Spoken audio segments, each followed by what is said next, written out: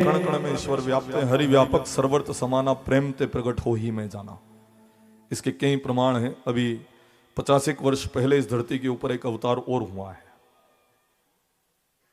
आप कहोगे महाराज हर बात तो नहीं मानेंगे, प्रमाणित कर रहा हूं, पता दे रहा हूं, पधारे आप, गलत निकले किराया मुझसे ले। और जब सब राशि में किसी मंदिर, गौशाला या पाठशाला में दे रहा हूं तो आपका किराया मैं कैसे चुकता कर पाऊंगा, इसलिए सही कह दूं।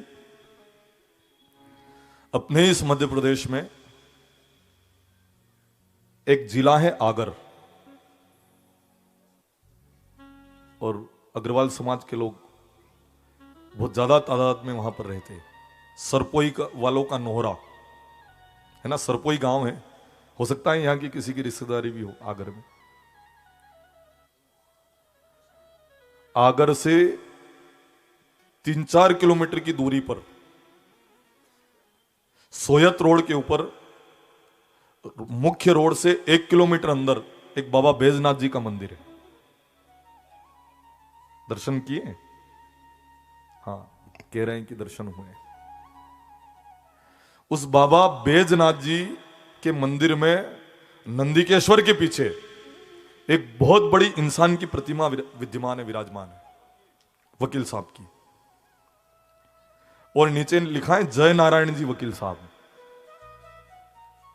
मेरे मन में बड़ा कौतूहल हुआ जब दर्शन हुए। मैंने कहा ये वकील साहब की मूर्ति शिव जी के मंदिर में?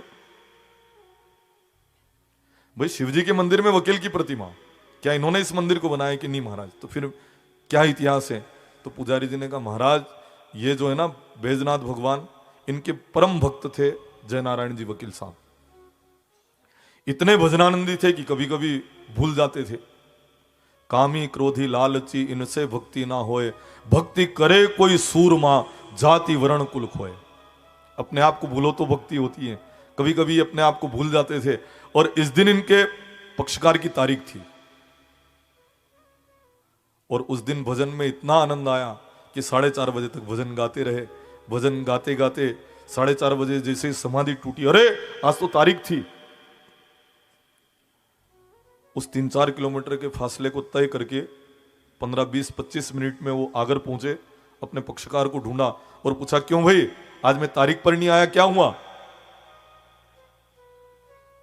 अरे क्या बात करते हो वकील साहब, आपने ऐसी बहस करी कि जज महोदय ने आज ही फैसला सुना दिया मेरे पक्ष में।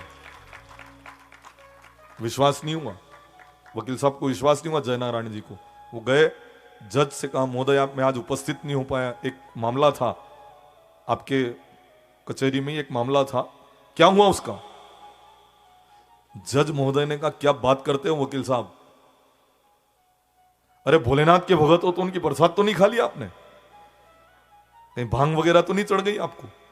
आप आए थे, पर हां यह तो मैंने जज किया कि आज आपके चेहरे के ऊपर तेज अलग छलक रहा था।